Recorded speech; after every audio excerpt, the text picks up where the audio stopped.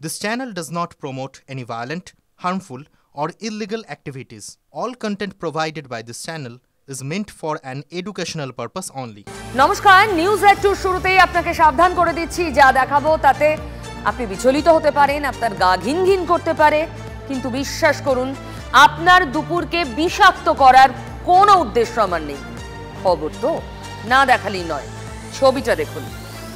কলকাতা পুরসভার ডেপুটি মেয়রের ঘরের ছবি। ঠিক দেখছেন আপনি, সাপ। ডেপুটি মেয়র অতীন ঘোষের ঘরে সাপ ঢুকে পড়েছে কলকাতা পুরসভায়। ভাবুন, কলকাতা পুরসভা, heart of the city, Dharmatala চত্বর, সেখানে ডেপুটি মেয়রের ঘরে সাপ। তারপর বন দফতরে খবর, যা হয় সাপ দেখা গেলে বন দফতর এসে বেশ কয়েক ঘন্টা তন্ন তন্ন করে তল্লাশি করে সাপটাকে খুঁজতে। সাপ কি পাওয়া গেল?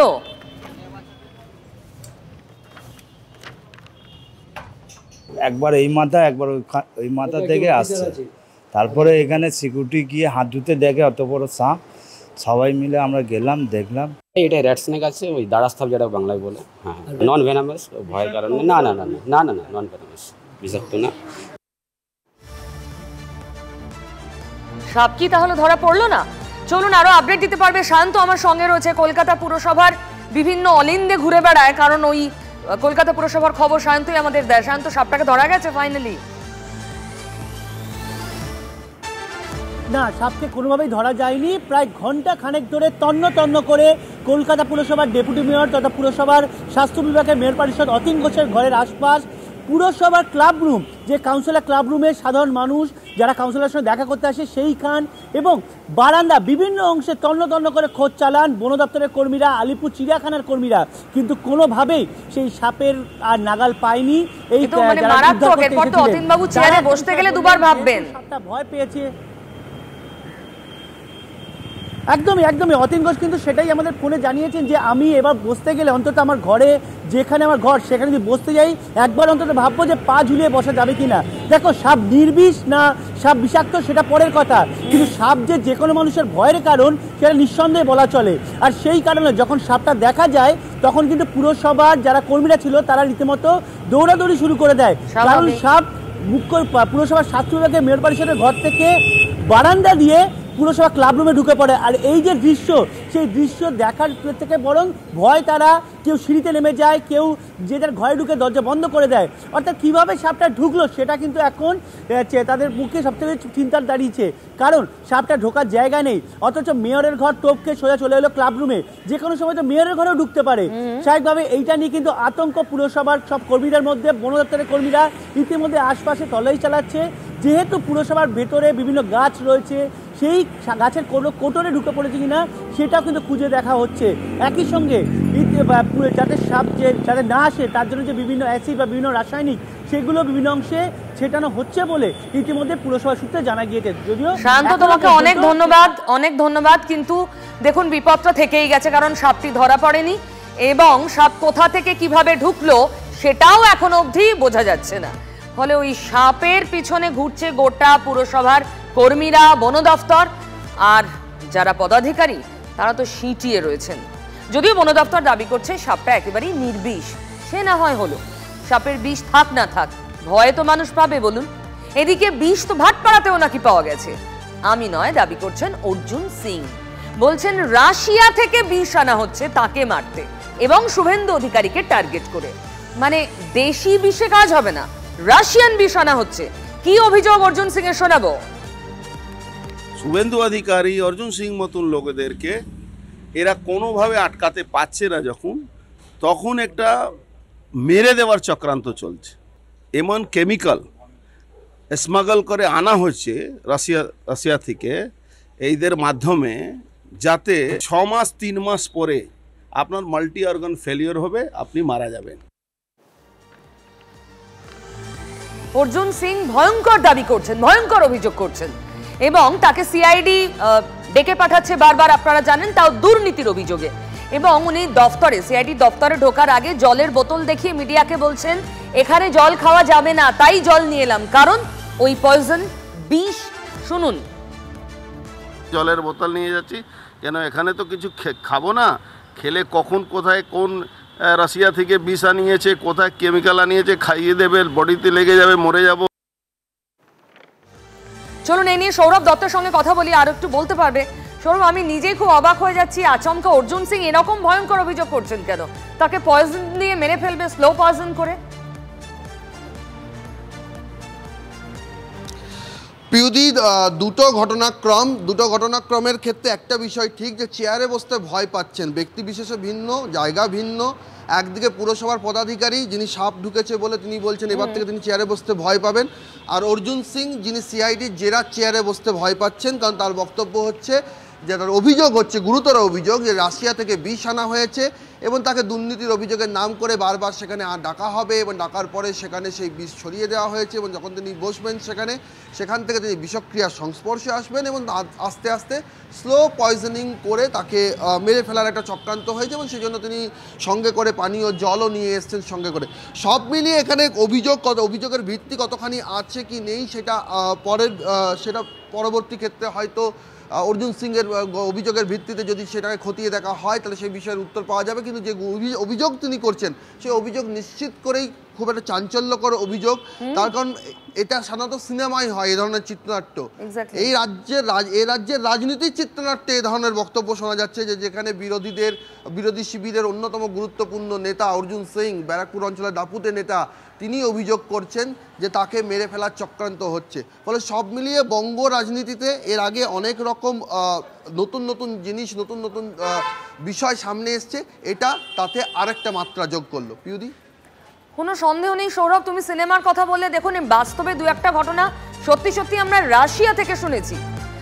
চর সন্দেহ করা হয় যাদের, তাদের নাকি এভাবে এমন বিষ প্রয়োগ করা হয় তারা টেরও পান না, কিন্তু মৃত্যুর কোলে ঢলে পড়েন অটোমেটিক্যালি। অর্জুন সিং অভিযোগ করছেন সেই রাশিয়া থেকেই নাকি তার জন্য এই একই রকমের বিষ আনা হয়েছে। কে এনেছে? এ রাজ্যের সরকার, শাসক শিবির। আর শাসক শিবিরের প্রতিনিধি শান্তনু সেন শুনে কি বলছেন একবার শুনুন। অবাস্তব কথার কোনো মানে হয় না। ভাটপাড়া পৌরসভার অতীতের কেলেঙ্কারির কথা এর আগেও আমরা শুনেছিলাম। এই রাজ্যের সিআইডি বা পুলিশ কেন্দ্রের সিবিআই বা ইডির মতো পক্ষপাতদুষ্ট আচরণ বা পক্ষপাতদুষ্ট তদন্ত করে না। এক্ষেত্রেও নিরপেক্ষভাবে তদন্ত হবে সুনির্দিষ্ট অভিযোগের ভিত্তিতে।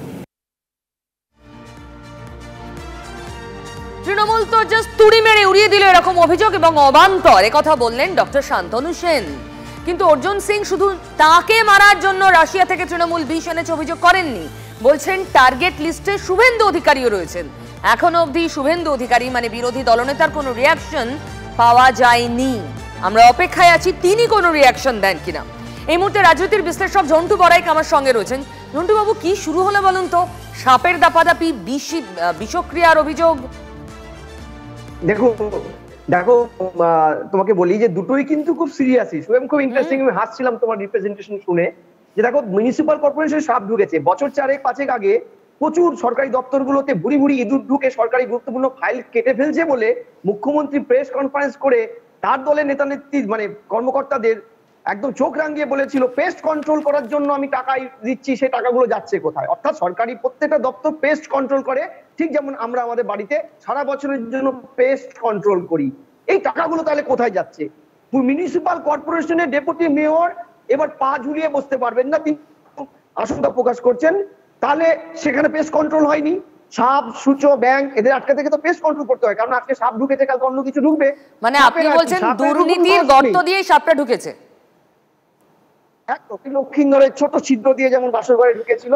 আমি দ্বিতীয় যে অপশনটা যাচ্ছি, যে রাশিয়ার বিষ পর্বটা, দেখো এটা ফেলেও দেওয়া যায়, নাও দেওয়া যায়। কিছুদিন আগে কোন এক মিউনিসিপাল কর্পোরেশনের বিরোধীর এক নেতা যে খুন হয়েছিল, তার স্ত্রী বিষক্রিয়ায় মারা গেছে, তার তদন্ত কিন্তু এখনো দিনের আলো ফোটেনি। কিন্তু এটার একটা অ্যাসপেক্টও আছে। অ্যাসপেক্টটা হচ্ছে যখন এই নেতারা কোনো দুর্নীতির ইস্যুতে নিজেরা ফেসে যায়, তখন এই অরাজনৈতিক ইস্যুগুলোকে তোলে। যেমন মমতা ব্যানার্জি বিরোধী থাকাকালীন মনে আছে তোমার, যে বারবার অভিযোগ করতো বামেদের সময় মিউনিসিপাল কর্পোরেশনের জলের ইয়েতে তার আন্ডারে যখন মিউনিসিপাল কর্পোরেশন, অথচ বামপন্থী সরকার, এই কর্পোরেশনের জল মিশিয়ে দেবে বামেরা, তার লোক মারা গেলে তৃণমূল চালিত কর্পোরেশনের দোষ হবে। দ্বিতীয়, রেলমন্ত্রী থাকাকালীন রেল ডিরেল হয়ে যাওয়ার ঘটনার পরে তিনি প্রেস কনফারেন্স করে বলেছিলেন সিপিএম এর নেতারা কলা খেয়ে কলার চুকলা রেল লাইনে রেখে দিয়েছে, তাই ট্রেন স্লিপ কেটে বারবার পড়ে যাচ্ছে।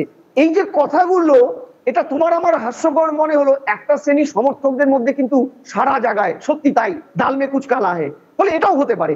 ফলে আখিরে দুটো ক্ষেত্রে তার মানে অর্জুন সিং নিজের সমর্থকদের খানিকটা মোটিভেট করতে চাইছেন, তাই উনি বিষক্রিয়ার তত্ত্ব সামনে আনছেন। আবার সত্যি যদি হয় তিনি তার তথ্য দিক, তিনি নিশ্চয়ই কোনো সোর্স থেকে তথ্যটা পেয়েছেন। সিআইডি না হোক, হাইকোর্টে যান, সুপ্রিম কোর্টে যান, কি সেন্ট্রাল এজেন্সিতে যান। আমি বলছি এদিকে পেশ কন্ট্রোল করে সাপদেরকে আটকানো যেতেই পারে, সে টাকাটা খেয়ে ফেলছে তৃণমূলের নেতা মন্ত্রীরা। আবার এদিকে কেন অর্জুন সিং শুধু অভিযোগ করছে, প্রপার ডকুমেন্টস নিয়ে তিনি যান সেন্ট্রাল এজেন্সির কাছে, সুপ্রিম কোর্ট, হাইকোর্টে। রাজ্য সরকার যদি মনে হয় রাজ্যের পুলিশ সেই ব্যাপারগুলো করতে পারবে না, দুটোই কন্ট্রোলেবল। ঝন্টুবাবু সঙ্গে থাকুন। দেখুন, দুটো ঘটনাতেই বিষ রয়েছে, দুটো ঘটনাতেই দুর্নীতি রয়েছে। দুর্নীতির বিষ বাংলাটাকে কি শেষ করে দেবে? প্রশ্ন তো করতে হবে, তাই না? এদিকে ভাটপাড়ার কথা যখন বলছি, গতকাল কি হলো? ভয়ঙ্কর কাণ্ড, গুলিবিদ্ধ এক তৃণমূল নেতা মারা গেলেন। সেই ঘটনায় পুলিশ অলরেডি একজনকে গ্রেফতার করেছে, একজনকে আটক করেছে। আজ তাদের ব্যারাকপুর আদালতে তোলা হবে। সেই ছবি আপনাদের দেখাচ্ছি। অশোক সাউ গতকাল গুলিবিদ্ধ হয়ে মারা গিয়েছেন। তিনি প্রাক্তন ওয়ার্ড সভাপতি। বেআইনি অস্ত্র রাখার মামলা রুজু করেছে পুলিশ, যাদের ধরেছে তাদের বিরুদ্ধে।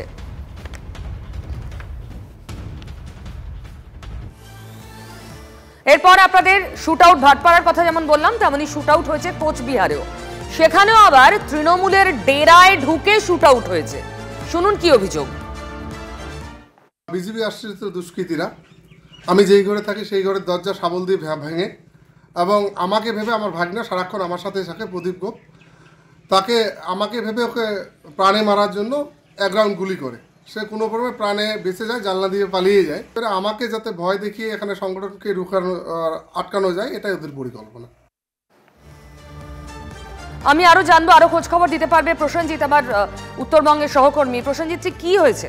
গতকালই ভোটটা পেরোলো, আজকেই গুলি। দেখো, তুফানগঞ্জের ওই এলাকাগুলোতে বিজেপির রাশ শক্ত ছিল, সেই এলাকায় কিন্তু এখন ক্রমশ তৃণমূল তাদের নিজেদের শক্তি বাড়াচ্ছে। তৃণমূল যেটা অভিযোগ করছে, ওই এলাকায় তৃণমূলের শক্তি বাড়ছে দেখেই বিজেপি আশ্রিত সমাজ বিরোধীরা পরিকল্পনা করেই কিন্তু এই নানা হামলার ঘটনা ঘটাচ্ছে। এবং এক্ষেত্রেও এই তৃণমূল নেত্রীর ছেলে, যিনি নিজেও স্থানীয় তৃণমূল নেতা, তিনি প্রতিদিন তার নিজের প্রেসার মিলে নিজের ঘরেই থাকতেন। রাতের বেলা দুষ্কৃতীরা দরজা ভেঙে ঢুকে তিনি ওই ঘরে আছেন ভেবে গুলি চালায়, যদিও সেই সময়কালে ওই নেতা ওই ঘরে ছিলেন না, ছিলেন তার অন্য কোনো এক আত্মীয়। গুলিটিও লক্ষ্যভ্রষ্ট হয়। তৃণমূলের অভিযোগ যে ওই তৃণমূল নেতাকে খতম করা গেলে এলাকায় বিজেপির রাশ আরও একবার শক্ত করা যাবে ভেবেই সমাজ বিরোধীরা পরিকল্পনা করে নিখুঁত আক্রমণ শানিয়েছিল। এলাকা থেকে গুলির খোল পুলিশ উদ্ধার করেছে। ঘটনাগুলি স্বাভাবিকভাবে তুমুল হয়েছে ওই এলাকায়, তুমুল উত্তেজনা এলাকায় পুলিশ পিকেট বসানো হয়েছে। পুলিশ গোটা ঘটনার তদন্ত করছে। বিজেপির তরফে অবশ্য এই ধরনের অভিযোগ উড়িয়ে দেওয়া হয়েছে। পিউদি। প্রসেনজিৎ, তোমাকে ধন্যবাদ। আমি ঝন্টুবাবুর কাছে আসি। এটা কি হচ্ছে বলুন তো? এই যে অশোক সাউ গতকাল ভাটপাড়ায় মারা গেলেন, তিনি সক্রিয় তৃণমূল কর্মী ছিলেন, তিনি ওয়ার্ড সভাপতি ছিলেন। তার দাদা অভিযোগ করছেন তৃণমূলই মেরেছে। আজকের এই ঘটনায় তৃণমূলের অঞ্চল সভাপতিকে লক্ষ্য করে, হ্যাঁ, প্রাইমারিলি বিজেপির দিকে আঙুল উঠলে অন্তর্দ্বন্দ্বের সম্ভাবনা কিন্তু উড়িয়ে দেওয়া যাচ্ছে না। আমি তোমাকে দুটো কথা বলি প্রিয়। এই মুহূর্তে কিন্তু এই রাজ্যে বিরোধীরা ব্যাংক্রাফটেড সিচুয়েশনে চলে গেছে। ধরো বিজেপি যদি প্রধান বিরোধী ৭৭টা তাদের ইয়ে থাকে, এমএলএ থাকে, আমি বলছি তারপরেও তারা বিচ্ছিন্নই প্রায় নিজেরা করে ফেলেছে। ফলে যদি ধরেই নি তর্কের খাতিরে বিজেপি মেরেছে, তাহলেও তো গ্রস ফেলিয়ার প্রশাসনের। দ্বিতীয়, ম্যাক্সিমাম ক্ষেত্রে উঠে আসছে তৃণমূলের গোষ্ঠী কোন্দলের তত্ত্ব। কারণ যখন তুমি অপোনেন্ট অন্য কোনো মতাদর্শের কাউকে তুমি ডেমোক্রেসিতে মাল্টি পার্টি ডেমোক্রেসিতে পাবে না, তখন দেখা যায় এই ভাগ বটরের পোস্টে নিজেদের ভিতরেই একাধিক দলতন্ত্র গড়ে ওঠে। যারা ক্ষমতায় কে আগে যাবে, যেই গ্রুপটি ক্ষমতায় যাবে তারা কাটমানির দখলদারিটা পাবে, সেই শর্তে আরো জনকে মারে। এবং প্রত্যেকটা স্তরে আমরা দেখেছি যে তৃণমূলের ঘটনা, তুমি দেখো বকটুই ঘটনার সময় আমরা দেখেছি, এবং এই সময় তো মুখ্যমন্ত্রীকে বলতে হয়েছে স্পেশাল টাস্ক ফোর্স বানিয়ে যে আপনারা অস্ত্র উদ্ধার করুন। তারপরেও আমরা দেখেছি রাজ্যে অস্ত্র যেটা উদ্ধার হয়েছে সেটা 7টুকু, ভেতরের মাছটুকু কতটুকু আমরা জানি না। ফলে এই যে বেআইনি অস্ত্রের ক্রম একটা পাহাড় তৈরি হয়েছে, কারখানা তৈরি হচ্ছে, বিভিন্ন কারখানা আবিষ্কার হচ্ছে, এবং শাসক দলের একাধিক লোক মারা যাচ্ছে, কখনো বিরোধী মারা যাচ্ছে, বিষক্রিয়ায় মারা যাচ্ছে। ঝালদা পুরসভার যিনি খুন হলেন কংগ্রেসের, তার স্ত্রী মারা গেলেন বিষক্রিয়ায়, প্রমাণিত একদম রিপোর্টে, কারা মারলো জানি না। ফলে এইগুলো তো একটা সময় আমরা দেখতাম বিহারে হয়, গো বলয় হতো। আজকে যখন এগুলো হচ্ছে তখন ভয় হয় যে প্রশাসনের কি আর্টিকেল 14 নম্বরটা সত্যিকারেই ভুলে গেছে। আপনি বড় ভালো কিউ দিলেন আমাকে, আপনি অস্ত্রের কথাও বললেন, বিহারের কথাও বললেন। বিশ্বাস করুন, আমাদের দর্শকদের এটাই জানাতে চাইবো, এ রাজ্যে তো অস্ত্র উদ্ধার হচ্ছেই, অস্ত্র উদ্ধার না, অস্ত্র পাওয়া যাচ্ছে। মুখ্যমন্ত্রী বলেছিলেন বকটুইয়ে দাঁড়িয়ে, বছর 2 অতিক্রান্ত হয়ে গেছে, অস্ত্র উদ্ধার হয়েছে। যদি হতো এখানে ওখানে অস্ত্র পাওয়া যেত, আমাদের কলকাতা সেখানেও অস্ত্র পাওয়া গেছে। এবং ঝন্টুবাবু যা বললেন একদম তাই, এখানেও বিহার যোগ, মুঙ্গের যোগ। কলকাতা থেকে যে অস্ত্র পাওয়া গিয়েছে তার সঙ্গে মুঙ্গের যোগ পাওয়া যাচ্ছে। আমি আমার সহকর্মী সিজারের থেকে আরো আপডেট নেব। সিজার আমার সঙ্গে রয়েছে। সিজার,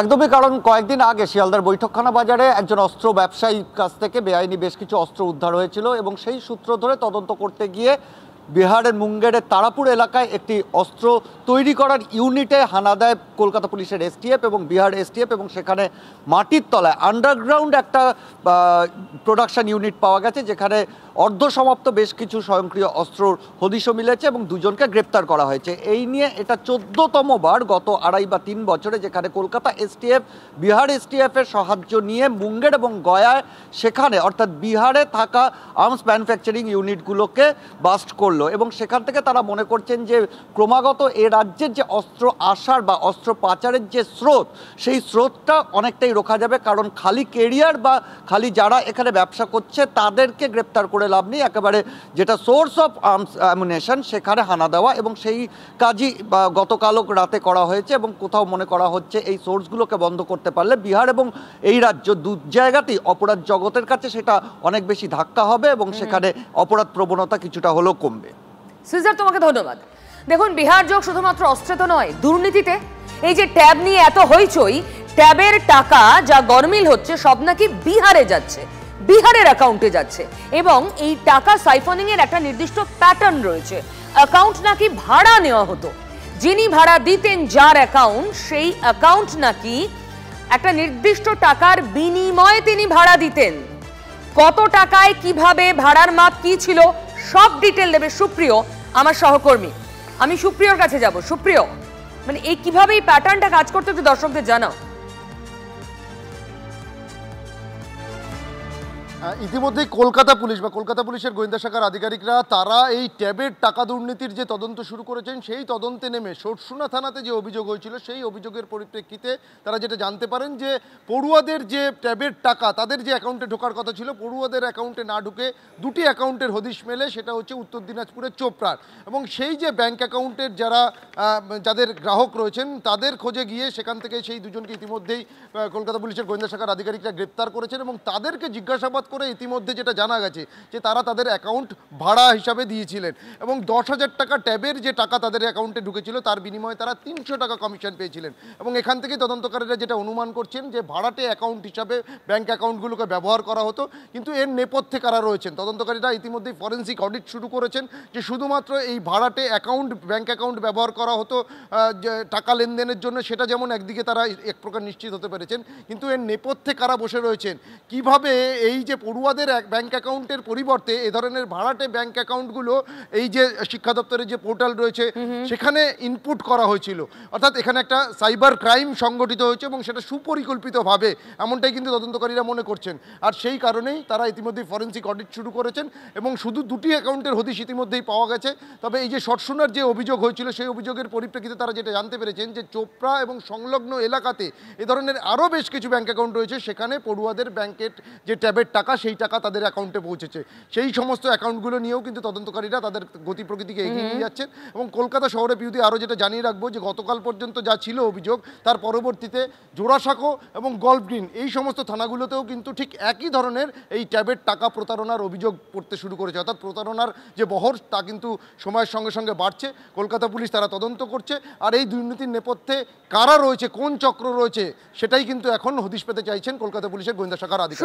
সুপ্রিয়, তুমি যেমন তথ্য দিচ্ছ তার মানে গোটা রাজ্য জুড়ে এর জাল রয়েছে। কলকাতা হয়তো একটু পরের দিকে সামনে এলো ঘটনাগুলো, জেলা থেকে অনেক আগে এসেছে, কিন্তু প্রশ্ন হলো বিহার যোগ রয়েছে। বিহারকে বা বিহারের কোনো গ্যাংকে এখানে অপারেট করতে গেলে লোকাল হেল্প তো লাগবে, নিশ্চয়ই বাংলারও কোনো গ্যাং, কোনো চক্র রয়েছে যারা বিহারকে হেল্প করছে। বা বিহারের কোনো গ্যাং এখানে এসে নিজেদের এস্টাবলিশমেন্ট তৈরি করেছে, সেটা কোথায়? সেটা কি চোপড়া? আমরা গতকাল সারাদিন চোপড়ার দিকে নজর রেখেছিলাম, নাকি আরো অনেক জায়গা রয়েছে?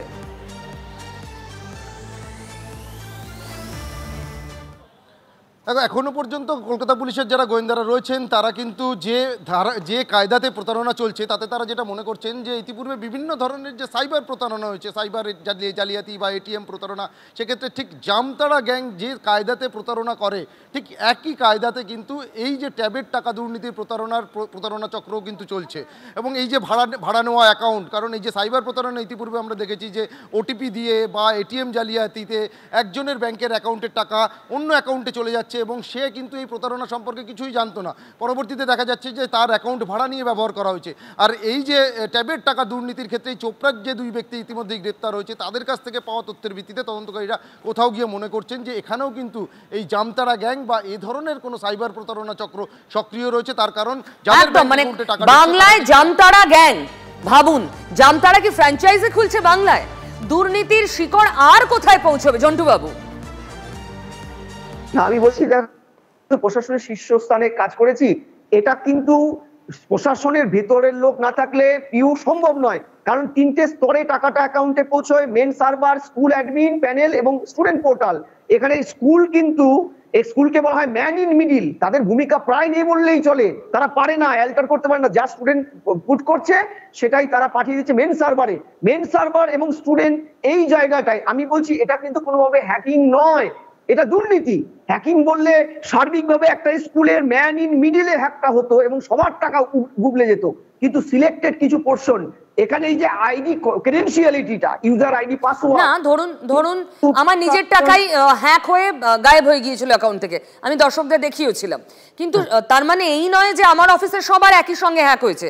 আরো অনেকে দুর্নীতির বা এই ধরনের প্রতারণার শিকার হয়েছেন, সেটাও ক্রাইম, দুর্নীতি, কিন্তু সাইবার ক্রাইম। তুমি সিঙ্গেল উইন্ডো, ইনস্টিটিউট হচ্ছে প্যাকেট উইন্ডোতে ডেটা যায়, ডেটা কিন্তু সিঙ্গেল এইভাবে যায় না ইনস্টিটিউটের। প্যাকেট এই প্যাকেটে একটা জায়গায় কাট হলে, হ্যাকিং হলে সবারটা গুবলেট হতো। তাহলে সিলেক্টেড যে গুবলেটটা হচ্ছে এটা হচ্ছে এক্সটার্নালে, এবং প্রশাসনের ভেতরে যে মেন সাইবার যেটা বিকাশ ভবনে বসে আছে তারা যদি সিলেক্টেড তথ্য দিয়ে এই অঞ্চল ভিত্তিক হ্যাকিংটাকে প্রশ্রয় না দিত, এই যে জামতারাদের, তাহলে এটা হতে পারে না। এখানে আপনার কনভিকশন আমাদের দর্শকরাও দেখলেন, অনেক ধন্যবাদ। সময় আমার হাতে নেই, আমরা জানি না, তবে যে সফটওয়্যার ব্যবহার করা হয়েছে তা যে মানধাতার আমলের প্রায় প্রস্তর যুগের এবং তার আপগ্রেডেশন হয়নি বলে হ্যাকারদের কাছে মুক্তাঞ্চল হয়ে গেছে এই সরকারি ওয়েবসাইট এবং পোর্টালগুলো, এ বিষয়ে আর কারোর মনে কোনো সন্দেহ নেই। গাফিলতি রয়েছে যদি দুর্নীতি নাও হয়ে থাকে। শেষ করব নিউজ 2, সঙ্গে থাকুন।